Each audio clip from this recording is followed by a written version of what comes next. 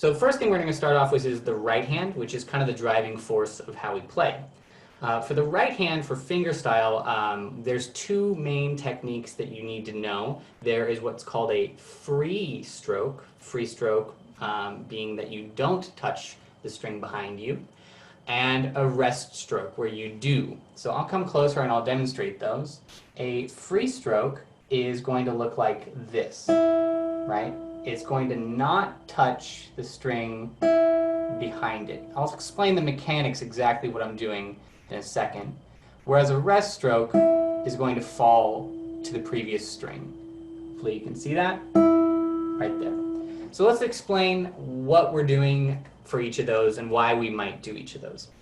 So first of all, my guitar is at this angle. That's not mandatory. It's just convenient for me. I have a little stand that supports it. My right hand, however, this is the very important part, is at about a 45-degree angle with the strings. So if you're going to hold your guitar like this, you're still going to want to have your hand at a 45-degree angle. Having your hand like this, I mean, I see bass players doing this. It's not going to sound horrible. It's just going to be harder to not accidentally hit the other strings like this, right? I've hit accidentally more than one. If you're doing rest stroke, there's no difference, but we want to be equipped for any situation. So that's the angle that we're going to be approaching from. And then what do we do with our fingers? For either rest or free stroke, we're going to use the most simple motion that we can do for the hand. And the most simple purpose that the hand can do is close, right? Like grasp something.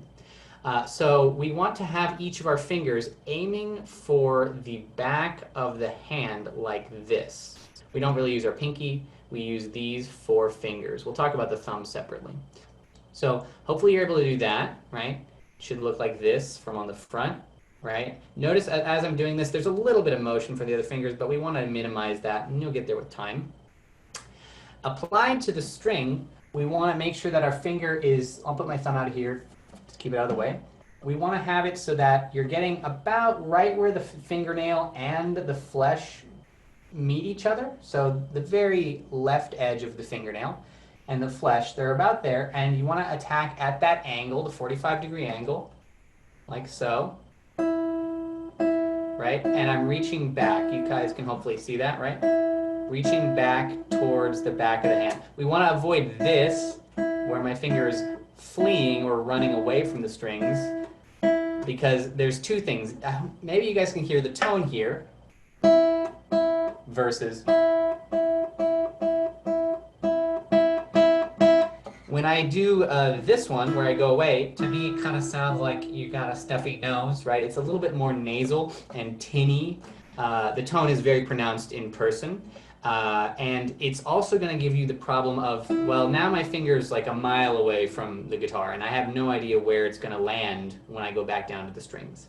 Furthermore, it's less efficient. It's not like a very convenient motion for the hand, right? You're relying on muscles back here to do the job. It's just overall not going to be helpful. So that sort of motion of moving back to the palm is going to be hard at first, not because it's not a natural movement. It's going to be hard because you're probably going to encounter this,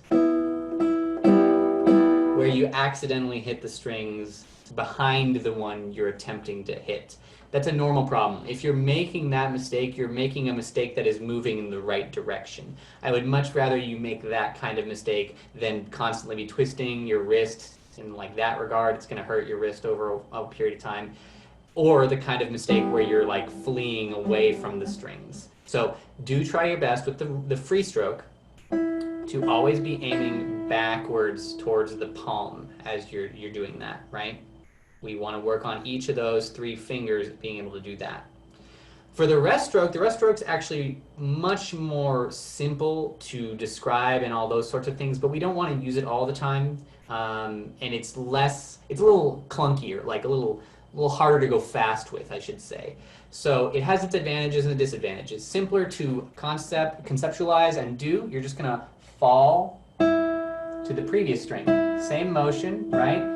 But in this case, it's like a little bit of a drag, right? You're dragging back, not moving the wrist, but that's how I would describe the feeling on the fingers. See if you can hear the distinction between the rest stroke and the free stroke in tone and volume. So I'm going to play a couple rest strokes, a couple free strokes.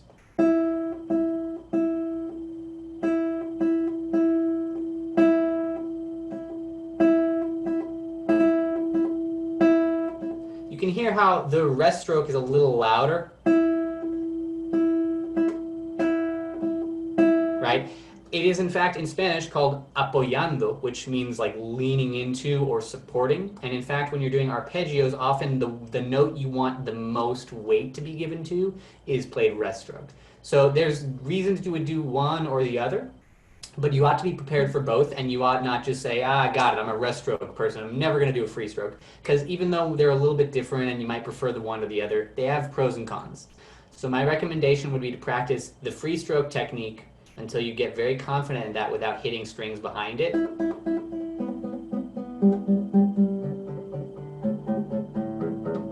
Right?